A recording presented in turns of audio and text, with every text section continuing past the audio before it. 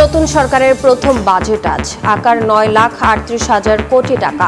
GDP প্রবৃদ্ধির লক্ষ্য 6.5, মূল্যস্ফীতি 7.5% আটকে রাখার প্রস্তাব দিতে পারেন অর্থমন্ত্রী। উচ্চ মূল্যস্ফীতির চাপ কমাতে বাজেটে চাল ডাল সহ 60 নিত্যপণ্যে কর ছাড়, কমতে পারে এসি, ফ্রিজ, ওষুধের দাম, রড সিগারেট ও মদের দাম বৃদ্ধির আভাস।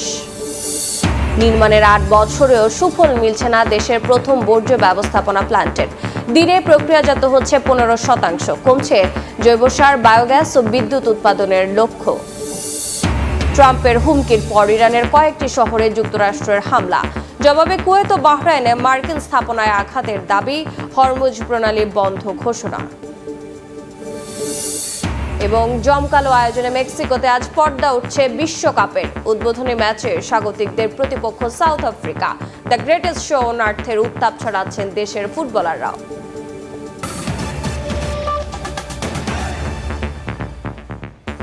সকালের সময়ের সঙ্গে আছে আমি রোজা চৌধুরী।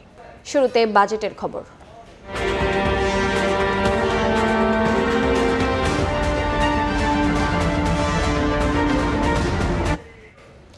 সংসদে বিএনপি সরকার তাদের ইতিহাসের 11তম বাজেট উত্থাপন করবে আজ। নতুন সরকারের বাজেটে গুরুত্ব পাচ্ছে নির্বাচনী প্রতিশ্রুতির বাস্তবায়ন। আকার হতে পারে 9,38,000 কোটি টাকা। জিডিপির প্রবৃদ্ধির লক্ষ্যমাত্রা 6.5 আর মূল্যস্ফীতিকে 7.5% আটকে রাখার প্রস্তাব দিতে পারেন অর্থমন্ত্রী। বাজেটে মোট রাজস্ব আয়ের লক্ষ্য 6,95,000 কোটি টাকা।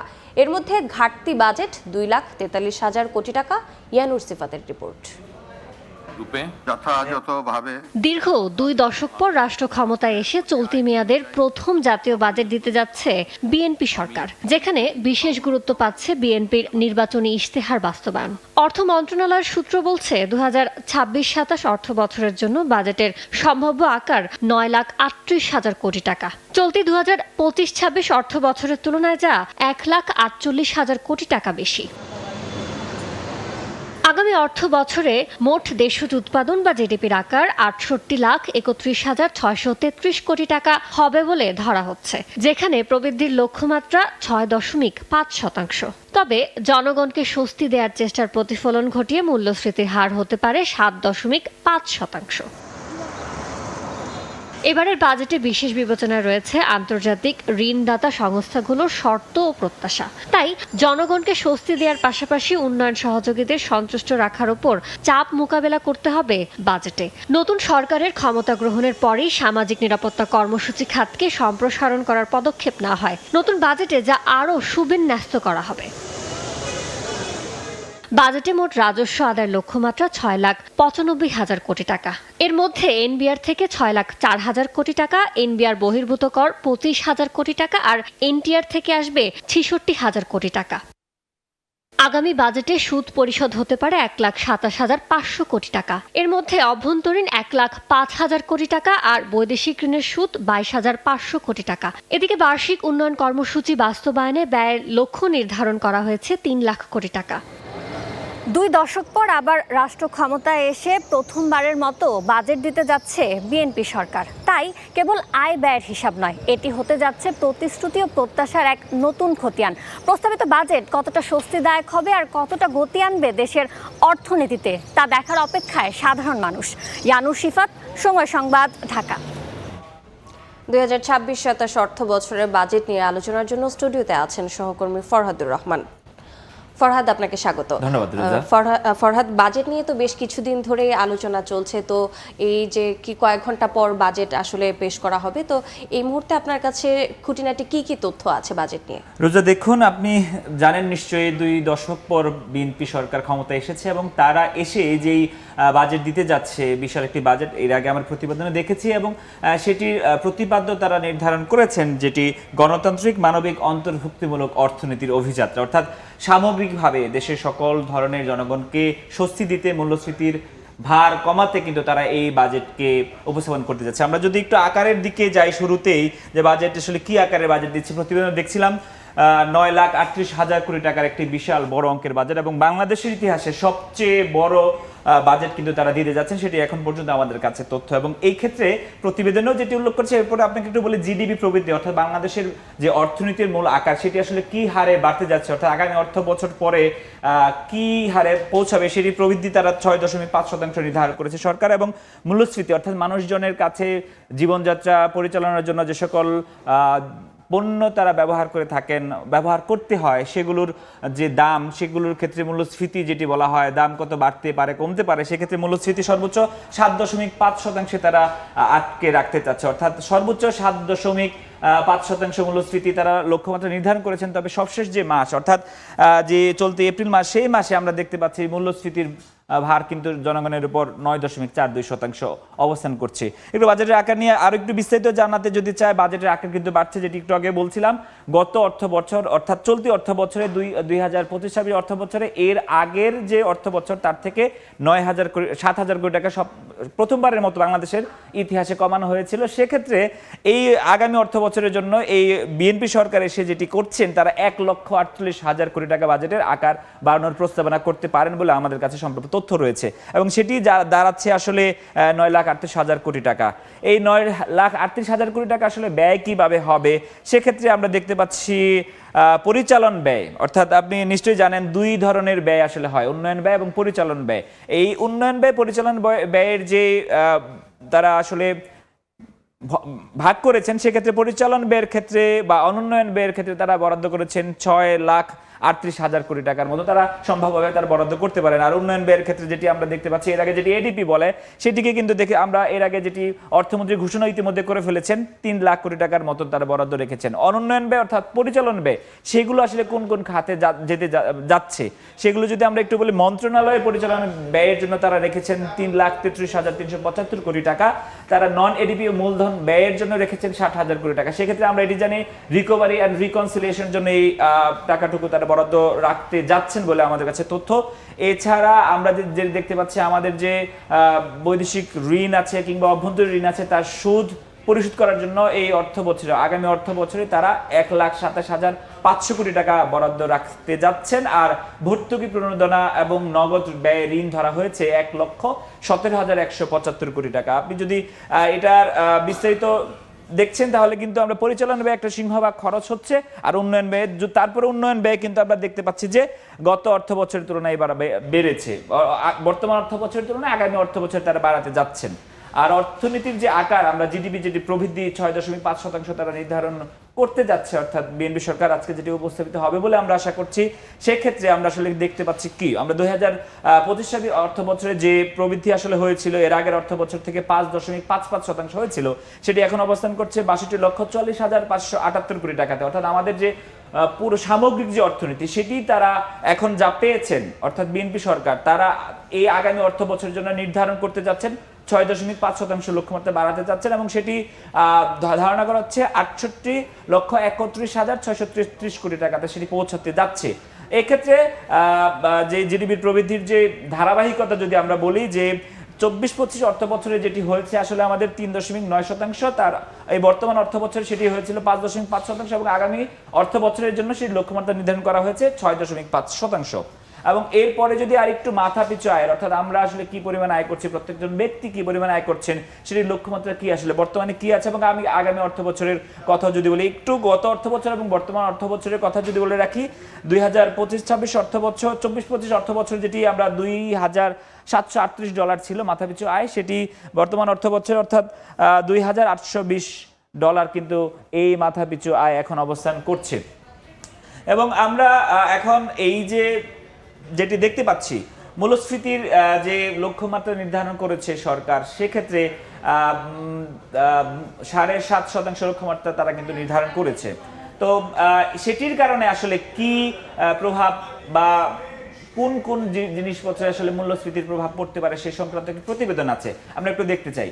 ভোক্তার উপর উচ্চ মূল্যস্ফীতির চাপ কমাতে বাজেটে চাল ডাল সহ 7টি নিত্যপণ্যের কর ছাড় দিতে যাচ্ছে সরকার। শুল্ক প্রত্যাহার হচ্ছে ক্যান্সার সহ 68 ধরনের ওষুধ তৈরির কাঁচামাল আমদানিতে।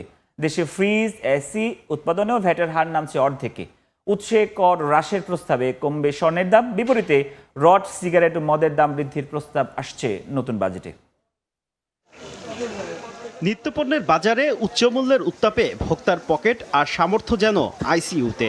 চালের বাড়তি দাম তো আছেই, মাছ মাংসে হাত দেয়ায় দায় নিম্নবিত্ত অনেকের। মূল্যস্ফীতি 9.42% ঘরে, যা গত 16 মাসের মধ্যে সর্বোচ্চ।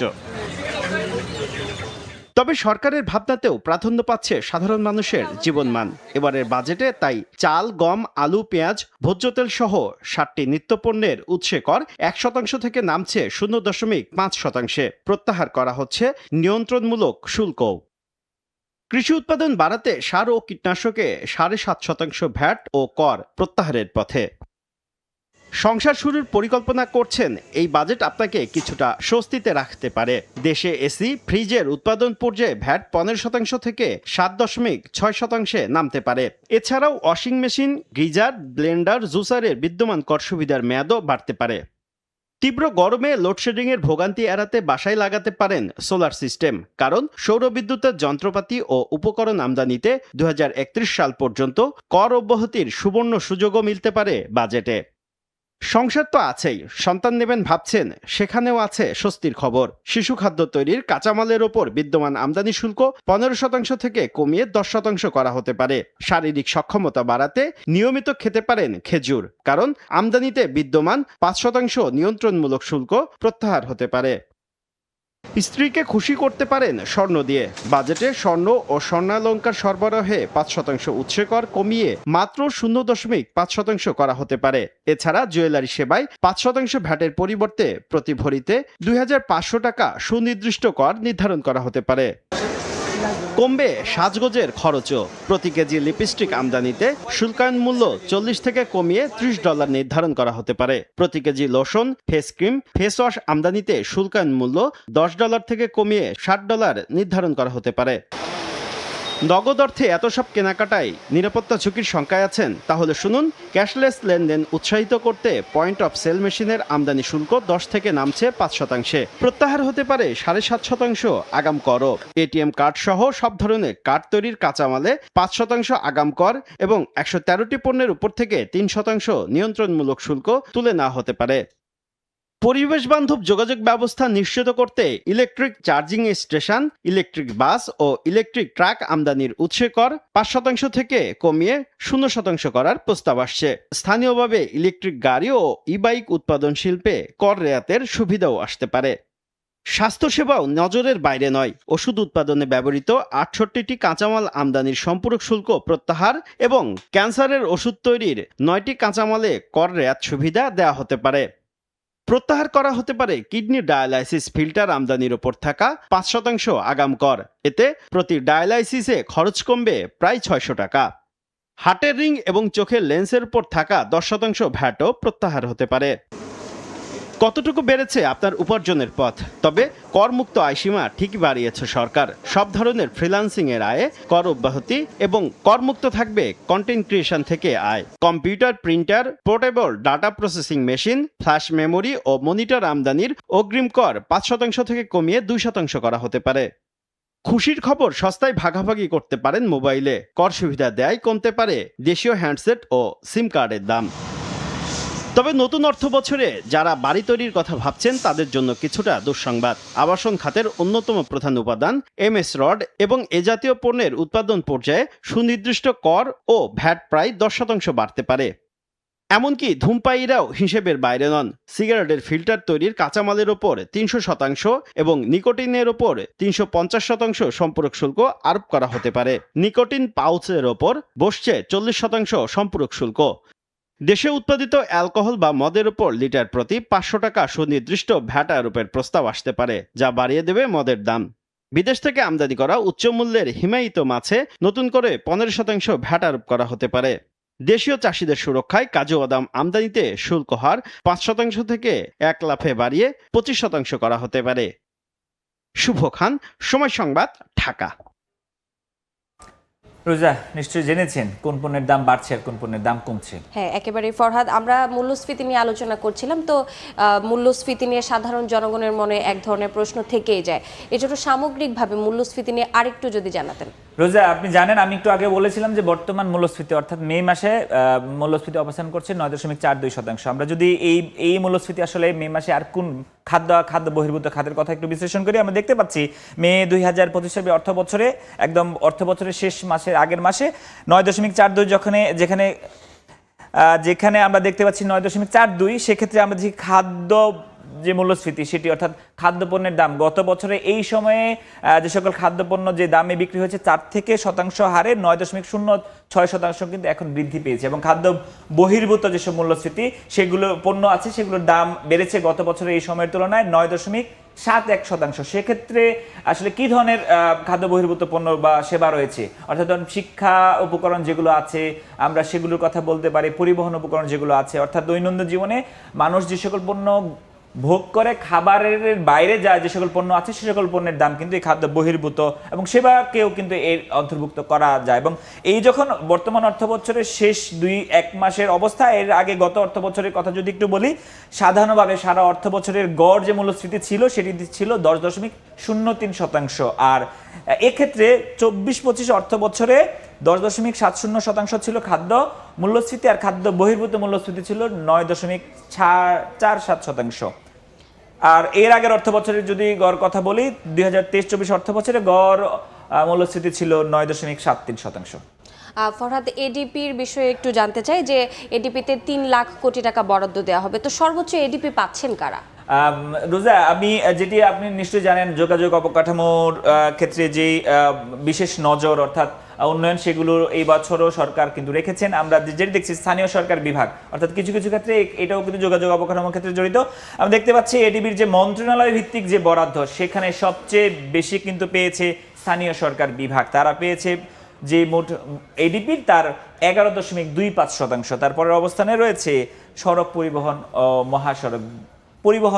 মহাসড়ক বিভাগ। যোগাযোগ ক্ষেত্রে যেটি বলা চলে সেটি 10.25% কিন্তু বরাদ্দ পেয়েছে 30,74,136, এবং স্বাস্থ্যসেবা বিভাগের ক্ষেত্রে যেটি আমরা দেখতে পাচ্ছি 8.94% বরাদ্দ, মাধ্যমিক উচ্চ শিক্ষা বিভাগে যেটি আমরা দেখতে পাচ্ছি 6.95%। অর্থাৎ এডিবিতে 3 লাখ কোটি টাকার যেটি আছে বরাদ্দ রাখা হয়েছে এডিবি উন্নয়ন বাজেট, যেটি সেক্ষেত্রে 6.95% পেয়েছে মাধ্যমিক উচ্চ শিক্ষা বিভাগ, প্রাথমিক গণশিক্ষা বিভাগ পেয়েছে 6.48%, এবং বিজ্ঞান ও প্রযুক্তি বিভাগ যেটি রয়েছে এবং সেক্ষেত্রে 5.80% কিন্তু বরাদ্দ পেয়েছে। এবং একেবারে শেষ যদি বলি খাত ভিত্তিক বরাদ্দের কথা বলে যেটি নিয়ে বারবার আলোচনা হচ্ছে, শিক্ষা এবং স্বাস্থ্যে এই সরকার বিএনপি সরকার প্রথমবারের মতন এই 2 দশক পরে এসে তারা প্রথম বাজেটে তারা বিশেষ গুরুত্ব দিয়েছে শিক্ষা এবং স্বাস্থ্যে তারা বরাদ্দ রেখেছেন, সিংহভাগ বাড়িয়েছেন।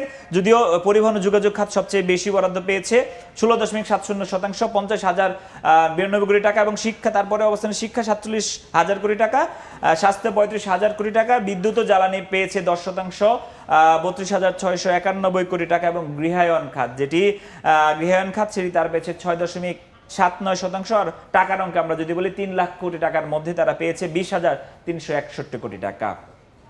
ফরহাদ, আপনাকে ধন্যবাদ বাজেট নিয়ে আলোচনার জন্য। আপনাকেও ধন্যবাদ। আর কয়েক ঘন্টা পর প্রকাশ হতে যাচ্ছে এবছরের বাজেট, এটি নিয়ে আলোচনার জন্য স্টুডিওতে উপস্থিত ছিলেন সহকর্মী ফরহাদুর রহমান। দেশের 55তম বাজেট ঘোষণা হবে আজ। স্বাধীনতার পর থেকে বাংলাদেশের বাজেট পরিক্রমা এক নজরে দেখে নেব ইয়ানুর সিফাতের রিপোর্টে। 1972 সালের 30 জুন স্বাধীন বাংলাদেশের প্রথম বাজেট উত্থাপন করেন অর্থমন্ত্রী তাজউদ্দিন আহমেদ। মাত্র 786 কোটি টাকার সেই বাজেটেই শুরু হয়েছিল যুদ্ধ বিধ্বস্ত দেশ পুনর্গঠনের স্বপ্ন আঁকা বাংলাদেশের অর্থনৈতিক অভিযাত্রা।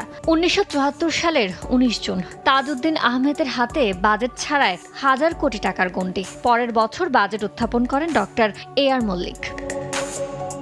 এরপর রাষ্ট্র পরিচালনার দায়িত্ব নিয়ে 1976 সালের 26 জুন প্রথমবারের মতো প্রায় 2000 কোটি টাকার বাজেট ঘোষণা করেন রাষ্ট্রপতি জিয়াউর রহমান।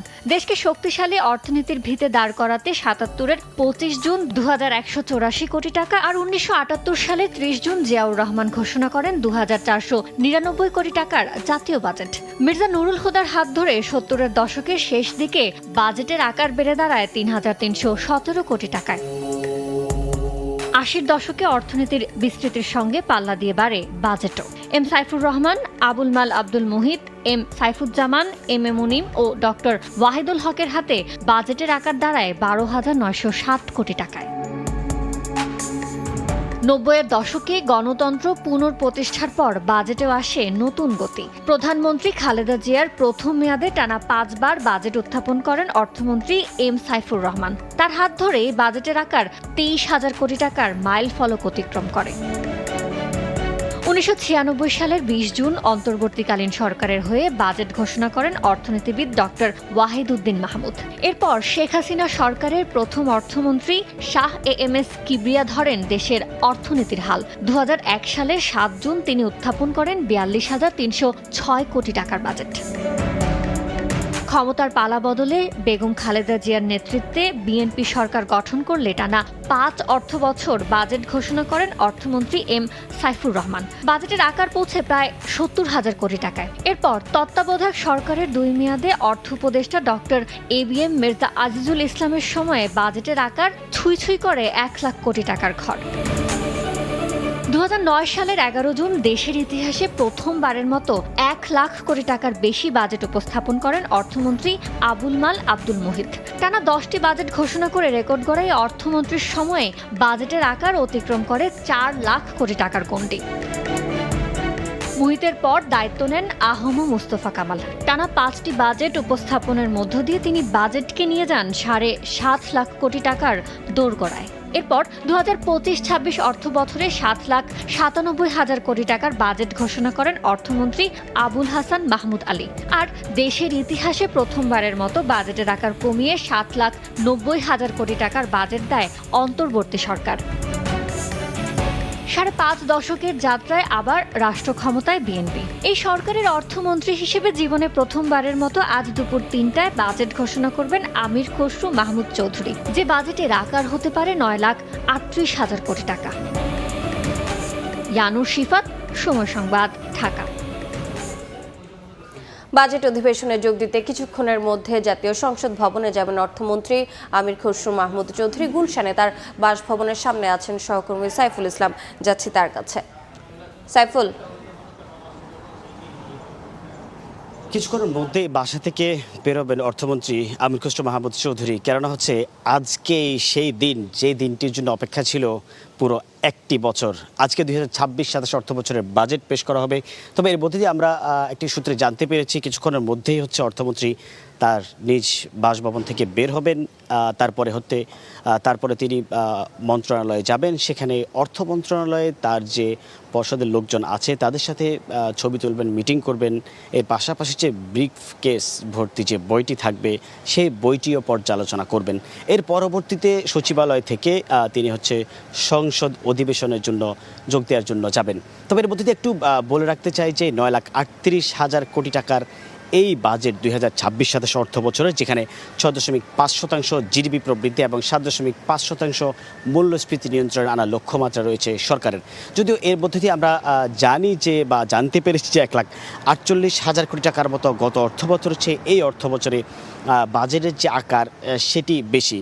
এর মধ্য দিয়ে আমরা আরও জানি যে রাজস্ব আদায়ের যে লক্ষ্যমাত্রা 6,95,000 কোটি টাকা, এর থেকে 2,43,000 কোটি টাকা হচ্ছে বিভিন্ন বৈদেশিক উৎস, এরপরে ব্যাংক এবং সঞ্চয়পত্র, এর পাশাপাশি দেশের যে বিভিন্ন খাত আছে সেই খাত থেকে নেওয়া হবে। তবে এই যে অর্থমন্ত্রীর কিছুক্ষণ পরে বাসা থেকে বের হওয়ার যে তথ্যটি, সেই বের হয়ে কিন্তু হয়তো তিনি সাংবাদিকদের সাথে কথা বলতে পারেন, কিভাবে সাজানো হচ্ছে, কিভাবে কি করা হবে, বিষয়গুলি কিন্তু সাংবাদিকদের জানিয়ে তারপর হয়তো উনি সচিবালয়ে রওনা দিবেন। তবে এর মধ্যে যে বলতে চাই যে এই যে এত বড় একটি বাজেট, দেশের ইতিহাসের কিন্তু সর্বোচ্চ বাজেট, যার মধ্য দিয়ে মানুষের যে চাওয়া পাওয়া, লেনা দেনা সব কিছুই কিন্তু এর মধ্যেই কিন্তু স্থির রয়েছে।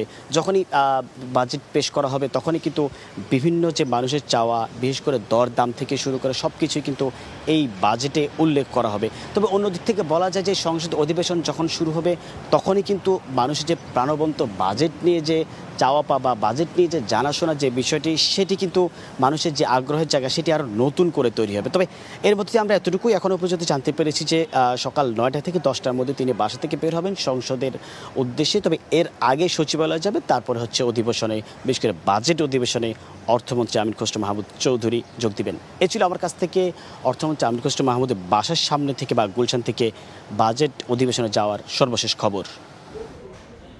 সরাসরি যুক্ত ছিলাম গুলশানে। লন্ডনে উচ্চশিক্ষা শেষে বাবার ব্যবসায় যুক্ত, এরপর সংসদ সদস্য 2001 থেকে 2004 সাল পর্যন্ত দায়িত্ব পালন করেন বাণিজ্য মন্ত্রী হিসেবে। আর এবার অর্থমন্ত্রী হিসেবে জাতীয় বাজেট ঘোষণা করতে যাচ্ছেন। এক নজরে দেখে নেব বর্ণাঢ্য রাজনীতিবিদ আমির খসরু মাহমুদ চৌধুরীর জীবনচিত্র। বাংলাদেশের জনগণ মুক্ত হয়েছে। আমির খসরু মাহমুদ চৌধুরী একজন সফল ব্যবসায়ী, একজন বর্ষিয়ান রাজনীতিবিদ। 1949 সালে 10 নভেম্বর চট্টগ্রামের উত্তর কাট্টালীর নাজির বাড়ির এক সম্ভ্রান্ত মুসলিম পরিবারে জন্মগ্রহণ করেন। তার পিতা মরহুম আলহাজ মাহমুদুন নবী চৌধুরী ছিলেন যুক্তফ্রন্ট সরকারের গণযোগাযোগ মন্ত্রী ও তৎকালীন পূর্ব পাকিস্তান আইন পরিষদের সদস্য।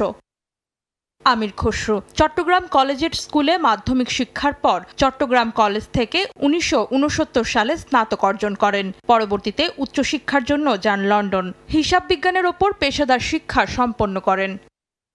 শিক্ষাজীবন শেষে বাবার ব্যবসায় যুক্ত হন তিনি। 1991 সালে চট্টগ্রাম 8 আসন থেকে উপনির্বাচনে প্রথমবারের মতো সংসদ সদস্য নির্বাচিত হন। এরপর 1996 ও 2001 সালেও তিনি সংসদ হন। 2001 থেকে 2004 সাল পর্যন্ত বাণিজ্য মন্ত্রী হিসেবে দায়িত্ব পালন করেন বেগম খালেদা জিয়ার মন্ত্রিসভায়। চট্টগ্রাম স্টক এক্সচেঞ্জের প্রতিষ্ঠাতা chairman, Chattogram chamber of commerce and ইন্ডাস্ট্রিজের সাবেক সভাপতি এবং সাউথ এশিয়ান ফেডারেশন অফ এক্সচেঞ্জের প্রথম সভাপতি হিসেবেও দায়িত্ব পালন করেছেন তিনি। আমির খসরু মাহমুদ চৌধুরী বিএনপির সর্বোচ্চ নীতি নির্ধারণী ফোরাম জাতীয় স্থায়ী কমিটির প্রভাবশালী সদস্য। বিশ্ব বাণিজ্য সংস্থার কানকুন মিনিস্ট্রিয়াল কনফারেন্সের প্রাক্কালে ঢাকায় অনুষ্ঠিত স্বল্পোন্নত দেশগুলোর মন্ত্রী পর্যায়ের সম্মেলনে তিনি সভাপতিত্ব করেন, যেখানে ঐতিহাসিক ঢাকা ঘোষণা গৃহীত হয়। বর্তমানে অর্থ ও পরিকল্পনা মন্ত্রী হিসেবে দায়িত্ব পালন করছেন আমির খসরু মাহমুদ চৌধুরী। দেশের অর্থনৈতিক সংকট ও মুদ্রা মূল্যস্ফীতি উত্তরণের লক্ষ্য নিয়ে তিনি জাতীয় সংসদে ঘোষণা করতে যাচ্ছেন 2026-27 অর্থ বছরের জাতীয় বাজেট। অন্তরা সেন, সময় সংবাদ, ঢাকা।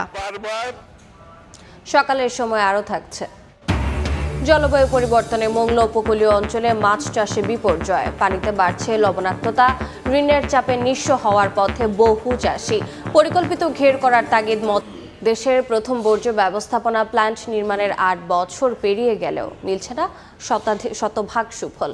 আধুনিক প্রযুক্তির অভাব এবং বর্জ্য আলাদাকরণ জটিলতায় প্রতিদিনের উৎপাদিত বর্জ্যের মাত্র 15% প্রক্রিয়াজাত হচ্ছে।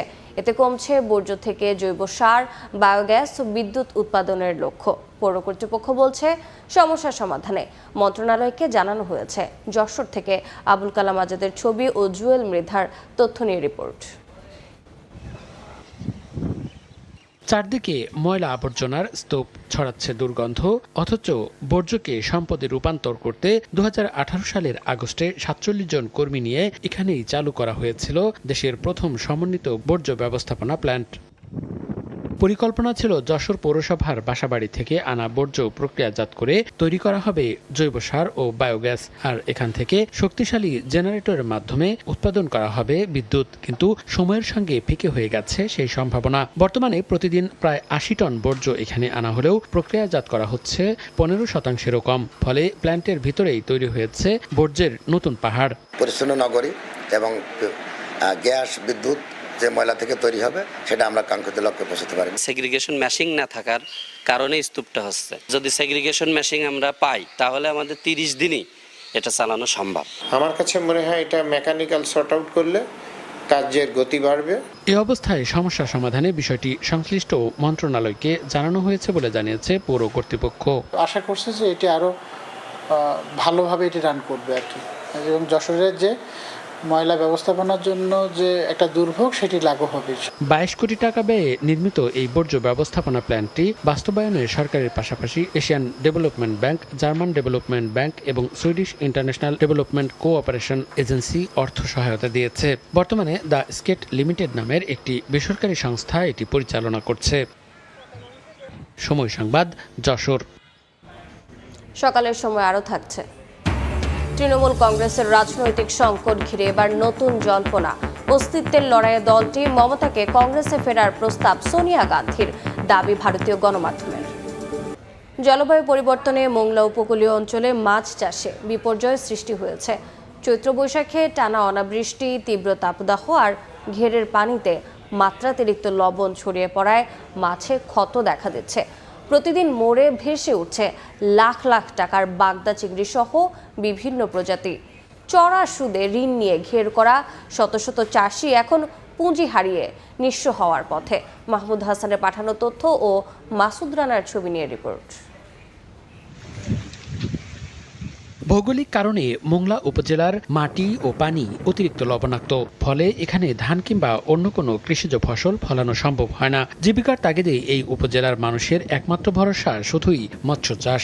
স্থানীয় মৎস্য বিভাগ সূত্রে জানা গেছে, মোংলা উপজেলার প্রায় 20,000 হেক্টর জমিতে মোট 13,768 জন চাষি বাগদা, গলদা ও বিভিন্ন প্রজাতির মাছ চাষের সঙ্গে জড়িত। মাঠ পর্যায়ে খোঁজ নিয়ে জানা যায়, গত কয়েক মাস ধরে পর্যাপ্ত বৃষ্টি না হওয়ায় ঘেরের পানির গভীরতা আশঙ্কাজনকভাবে কমে গেছে। দুপুরের তীব্র রোদে ঘেরের পানি অতিরিক্ত গরম হয়ে তৈরি হচ্ছে বিষাক্ত গ্যাস। ভুক্তভোগী মৎস্য চাষিরা জানান, ব্যাংক ও বিভিন্ন এনজিও থেকে চড়া সুদে ঋণ নিয়ে তারা ঘেরে পোনা ছেড়েছিলেন, কিন্তু অনাবৃষ্টি আর গরমে পানি শুকিয়ে মাছ লাল হয়ে মরে ভেসে উঠেছে। ধার দেনা শোধ করা তো দূরের কথা, এখন পরিবারের ভরণ পোষণ চালানোই তাদের জন্য অসম্ভব হয়ে পড়েছে।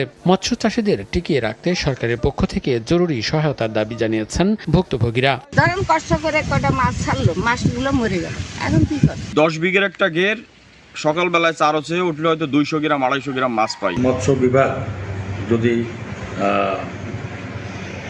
আরও বেশি এখানে কার্যকর ভূমিকা নেয়, তাহলে এটা অতি দ্রুত সমাধান হতে পারে। বাগদা ও গলদা সহ অন্য প্রজাতির মাছ চাষে সুফল পেতে পরিকল্পিত ঘের করার তাগিদ মৎস্য বিভাগের। আমরা চাষিদেরকে বলছি, আপনারা যদি মাছ চাষ মনে করেন যে ব্যবসা, তাহলে মাছ চাষের মতো করতে হবে। এমন না যে মাছটা ছেড়ে দিলাম এই দায়িত্ব শেষ, এটা করা যাবে না। অবশ্যই উত্তরণের জন্য আমরা বলি যে চাষিদের, আপনাদের যদি ইনভেস্ট করার সক্ষমতা থাকে, মাটি কাটবেন, অ্যারোটার ইউজ করবেন, পানি বেশি ভালোভাবে প্রবেশ করবেন এবং পোনা যথোপযুক্ত পোনা নিয়ে স্টকিং করতে হবে। চলতি অর্থবছরে মোংলায় 13,768 জন মৎস্য চাষীর মধ্য থেকে মাত্র 60 জনকে সরকারিভাবে মাছ চাষের প্রশিক্ষণ দেওয়া হয়েছে। সময় সংবাদ, মোংলা। বাগেরহাটে হামের সঙ্গে পাল্লা দিয়ে বাড়ছে ডেঙ্গু আক্রান্ত। এদিকে এই মুহূর্তে সদর হাসপাতালে আছেন সহকর্মী আলী আকবর টুটুল। সরাসরি যাচ্ছি তার কাছে। টুটুল, বাগেরহাটে ক্রমশই বৃদ্ধি পাচ্ছে হামের রোগের সংক্রমণ এবং আমরা দেখছি যে আসলে গত কয়েকদিন ধরে যে আসলে নানা বয়সী শিশুরা কিন্তু এখানে চিকিৎসা নিচ্ছেন বাগেরহাট জেলা হাসপাতালে। অনেকেই কিন্তু হিমশিম খাচ্ছেন এবং বাগেরহাটের প্রত্যন্ত এলাকা থেকে কিন্তু এই জেলা হাসপাতালে একমাত্র ভরসা, এখানে কিন্তু তারা চিকিৎসার জন্য আসেন। এবং আমরা দেখেছি প্রায় 2 মাস থেকে বয়সী থেকে শুরু করে 10 থেকে 12 বছর বয়সী যেখানে হামের রোগী রয়েছে। এছাড়া প্রতিনিয়ত প্রায় আউটডোর ইনডোরে মিলে প্রায় 2 শতাধিক কিন্তু শিশু রোগীকে চিকিৎসা দেওয়া হচ্ছে এবং জেলা হাসপাতালে একদিকে চিকিৎসক সংকট, অন্যদিকে নার্সদের সংকট রয়েছে, যার ফলে কিন্তু রোগীদের ভোগান্তি আসলে কমছে না, বাড়ছে। আমি যদি একটু বলি যে আসলে বাগেরহাটের জেলা হাসপাতালের যে আইসোলেশন বিভাগ রয়েছে, সেই আইসোলেশন বিভাগে আমরা দেখেছি যে আসলে নানা বয়সী শিশুরা কিন্তু এখানে চিকিৎসা নিচ্ছেন। তারা কিন্তু অভিভাবকরা তারা 4 থেকে 5 দিন 7 দিন এবং এই ধরনের প্রেমে রাখছে। এবং আমরা যদি বলি যে আসলে বাগেরহাটের যে এই হামের রোগীর সাথে সাথে কিন্তু এখানে ডেঙ্গু রোগীরও আসলে প্রকোপ বৃদ্ধি পেয়েছে। যেমন গত 24 ঘন্টায় আমরা দেখেছি যে 24 জনের মতন ডেঙ্গু রোগী এখানে ভর্তি হয়েছে। যেমন হামের সাথে সাথে পাল্লা দিয়ে বাড়ছে ডেঙ্গু রোগী। এই 2 সংক্রমণ আসলে এখন বাগেরহাটের চিকিৎসকদের এবং অভিভাবকদের উদ্বেগ উদ্বেগজনক মধ্যে ফেলেছে, যার ফলে আসলে এখানে চিকিৎসা নিতে যেমন রোগীরা আসছেন, স্বজনরা আসছেন, তারা কিন্তু আসলে এক ধরনের সংখ্যার মধ্যে রয়েছেন। আর হাসপাতালে আসলে পর্যাপ্ত ওষুধ এবং সরবরাহ না থাকার কারণে একদিকে ভোগান্তির মধ্যে পড়েছেন যে এখানে রোগী এবং স্বজনরা, পাশাপাশি আসলে হাসপাতালে চিকিৎসা সংকটের কারণে চিকিৎসা দিতে হিমশিম খাচ্ছেন এখানে চিকিৎসকরা, যার ফলে কিন্তু আসলে দুই দিকেই আসলে উভয় সংকটের মধ্যে পড়েছেন। আমরা যদি বলি যে আসলে এখানে যারা রোগীরা রয়েছেন, স্বজনরা রয়েছেন এবং এমনকি সেবিকারা রয়েছেন, তারা পর্যাপ্ত পরিমাণে চিকিৎসক সরঞ্জাম এবং অন্যান্য বিষয় দিয়ে তারা এখন যতটুকু সম্ভব তারা কিন্তু চেষ্টা করছেন চিকিৎসা দেওয়ার জন্য। তবে দূর দূরান্ত থেকে একেবারে হত দরিদ্র যে মানুষ রয়েছে তারা কিন্তু এই হাসপাতাল থেকে সেরকম কোনো সুবিধা না পাওয়ার কারণে তারা কিন্তু ক্ষোভ প্রকাশ করেছেন, যার ফলে আসলে হাসপাতালের এই যে হামের রোগী এবং এখানে যে ডেঙ্গু রোগী, এই রোগী নিয়ে আসলে তারা কিন্তু একবারে উদ্বেগজনক মধ্যে রয়েছে। এই ছিল আমার কাছে বাগেরহাটের জেলা হাসপাতাল থেকে হাম এবং ডেঙ্গু রোগীর সবশেষ খবর। হাম এবং ডেঙ্গু সংক্রমণের খবর জানতে সরাসরি যুক্ত ছিলাম বাগেরহাটে। দেশের বাইরের খবর, ডোনাল্ড ট্রাম্পের হুমকির পর ইরানে আবারও হামলা চালিয়েছে যুক্তরাষ্ট্র। বন্দর আব্বাস সহ কয়েকটি শহরে বিস্ফোরণের শব্দ পাওয়া গেছে। জবাবে কুয়েত, বাহরাইনে মার্কিন ঘাঁটিতে আঘাতের দাবি করেছে ইরানের বিপ্লবী গার্ড বাহিনী। একই সঙ্গে হরমুজ প্রণালী আবারও বন্ধ করে দিয়েছে তেহরান। ইরানি সংবাদ সংস্থা মেহের নিউজ জানিয়েছে, দেশটির সামরিক বাহিনী প্রণালী দিয়ে তেলবাহী ট্যাঙ্কার ও বাণিজ্যিক জাহাজ সহ সব ধরনের নৌযান চলাচলের ওপর নিষেধাজ্ঞা আরোপ করেছে। এই নির্দেশ অমান্য করলে নৌযানকে লক্ষ্যবস্তু করা হবে বলে সতর্ক করে দেওয়া হয়েছে।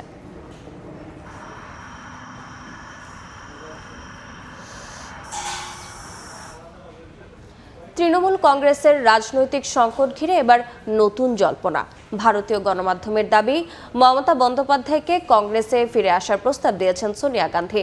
প্রায় 3 দশক আগে কংগ্রেস ছেড়ে নিজের হাতে তৃণমূল গড়েছিলেন মমতা, আর এখন দলীয় ভাঙন, নেতৃত্ব সংকট ও দুর্নীতির অভিযোগের চাপে সেই দলই অস্তিত্বের লড়াইয়ে। বিস্তারিত জানাচ্ছেন সুব্রত আচার্য। সদ্য অনুষ্ঠিত বিধানসভা নির্বাচনে ভরাডুবির পর তৃণমূল কংগ্রেসের ভেতরেই শুরু হয়েছে নেতৃত্ব নিয়ে তীব্র অসন্তোষ।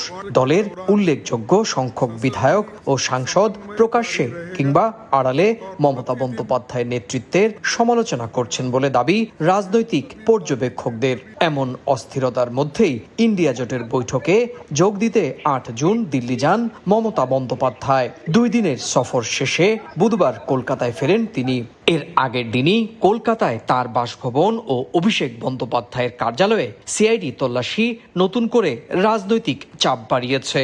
দুর্নীতি ও একাধিক অভিযোগে অভিষেক বন্দ্যোপাধ্যায়ের বিরুদ্ধে তদন্ত জোরদার হচ্ছে বলে জানা যাচ্ছে। দিল্লি সফরের সবচেয়ে আলোচিত ঘটনা ছিল 10 জনপদ সোনিয়া গান্ধী ও রাহুল গান্ধীর সঙ্গে মমতা এবং অভিষেকের বৈঠক। ভারতীয় কয়েকটি গণমাধ্যমের দাবি, ওই বৈঠকেই মমতা বন্দ্যোপাধ্যায়কে কংগ্রেসের সর্বভারতীয় সহসভাপতির দায়িত্ব গ্রহণ করে দলটিতে ফিরে আসার প্রস্তাব দেন সোনিয়া গান্ধী।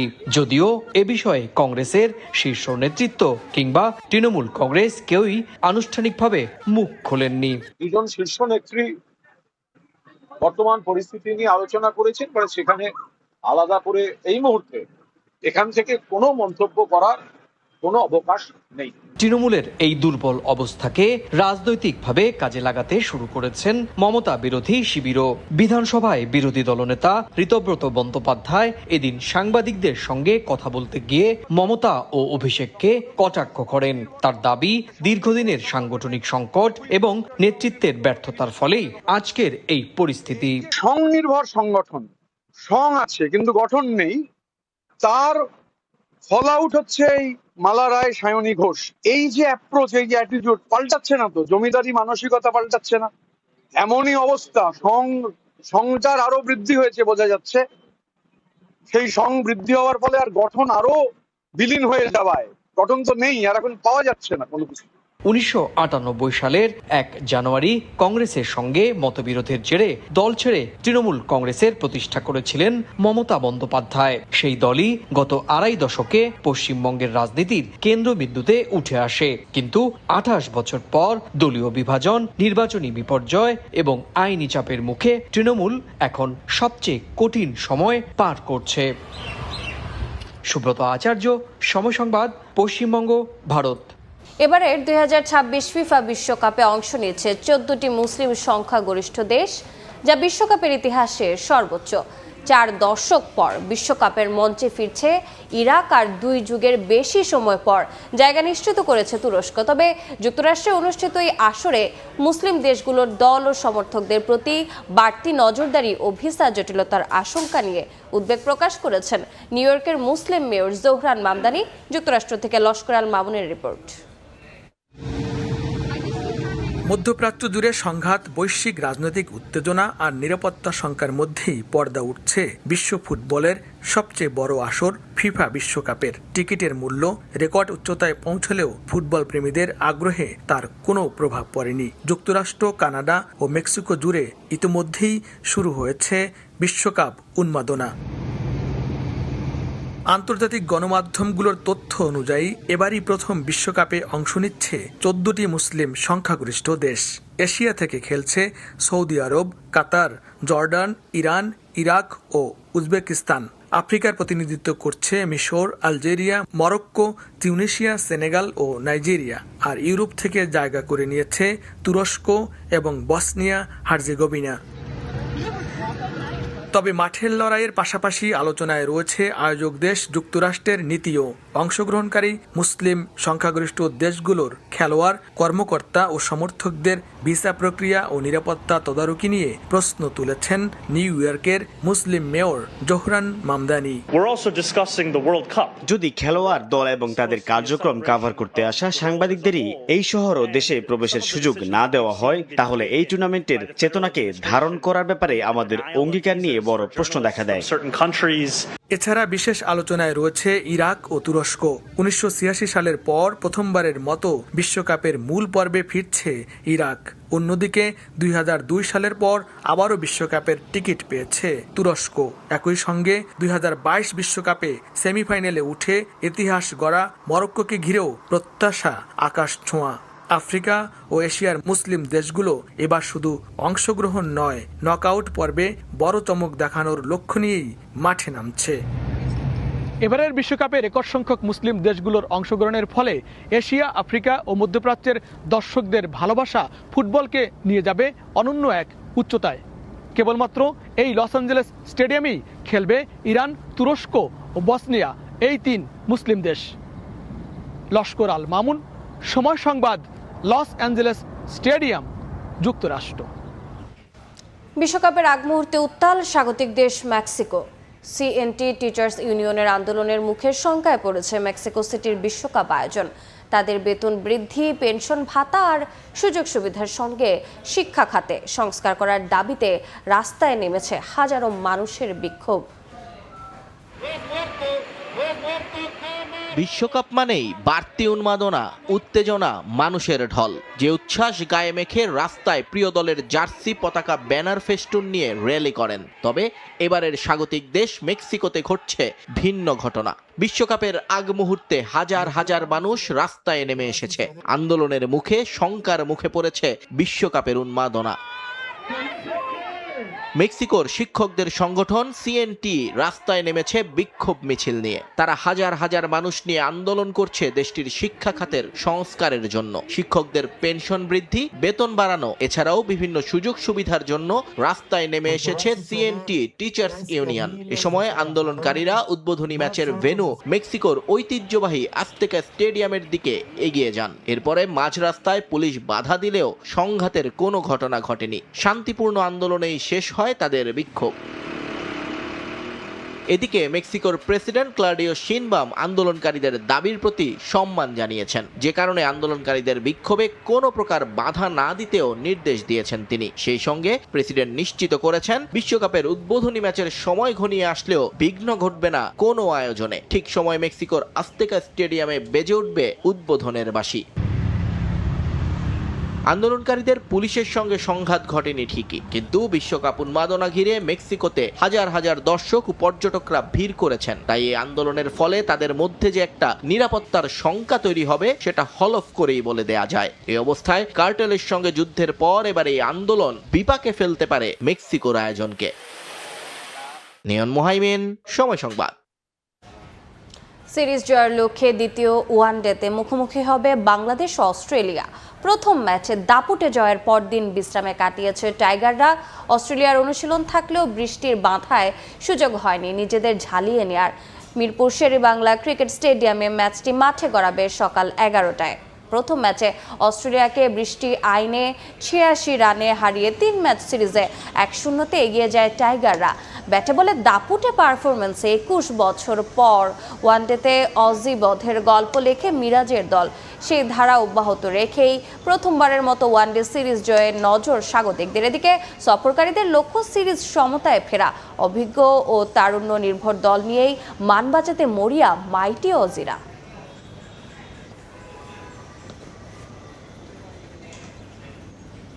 এ পর্যায়ে শীর্ষ সংবাদগুলো জানিয়ে দিচ্ছে আরেকবার। নতুন সরকারের প্রথম বাজেট আজ। আকার 9,38,000 কোটি টাকা। জিডিপি প্রবৃদ্ধির লক্ষ্য 6.5। মূল্যস্ফীতি 7.5% আটকে রাখার প্রস্তাব দিতে পারেন অর্থমন্ত্রী। উচ্চ মূল্যস্ফীতির চাপ কমাতে বাজেটে চাল ডাল সহ 60 নিত্যপণ্যে কর ছাড়। কমতে পারে এসি, ফ্রিজ, ওষুধের দাম। রড, সিগারেট ও মদের দাম বৃদ্ধির আভাস। এবং নির্মাণের 8 বছরেও সুফল মিলছে না দেশের প্রথম বর্জ্য ব্যবস্থাপনা প্ল্যান্টের। দিনে প্রক্রিয়াজাত হচ্ছে 15%, কমছে জৈব সার, বায়োগ্যাস ও বিদ্যুৎ উৎপাদনের লক্ষ্য।